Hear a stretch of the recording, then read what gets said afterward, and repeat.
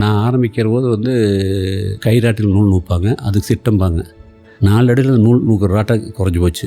அப்போது மார்க்கெட்டில் நாங்கள் கொஞ்சம் கொஞ்சமாக இந்த மாதிரி மதிப்புகளெலாம் சொல்லி விளம்பரம்லாம் கொடுத்து சேல்ஸ் அதிகப்படுத்திட்டு இருக்கிறோம். அப்போது ப்ரொடக்ஷனில் வந்தால் தானே பண்ண முடியும். அப்போ அது நூலே கிடைக்கிறது இல்லை. அப்போ நாங்கள் என்ன பண்ணுறோம், ஸ்பின்னிங் மில்லேருந்து நூலை வாங்குகிறோம், காட்டன் நூலை வாங்கி போட்டு பண்ணுறோம். அப்போது மில் ப்ராசல் கொடுத்து செலவு பண்ணுறோம். அப்போ இது நம்ம எப்படி கதரை சொல்லி விற்கிறது, பொய் சொல்லி விற்கிறது தானே ஆகுது.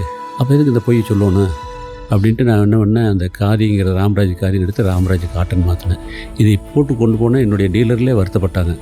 அப்படியெல்லாம் போட்டால் விற்காது, காதின்னு போட்டால் தான் விற்கி, நீ இந்த பக்கம் மகாத்மா காந்தி பொம்மை குத்தணும், இந்த பக்கம் ராட்டுச்சையில் குத்தணும் அப்படின்னு எல்லாம் சொன்னாங்க. நான் சொன்னேன், நம்ம காதின்னு சொல்லி விற்றோம்னா ஒவ்வொரு வேட்டையும் பொய் சொல்லி விற்கிற மாதிரி இருக்குது அப்படின்ட்டு. அதனால் மில் நூலை நல்ல நூலை வாங்கி போட்டும்போது குவாலிட்டி கிடைக்குது, லைஃப் கிடைக்குது. நான் பொய் சொல்ல மாட்டேன்னு சொன்னேன்.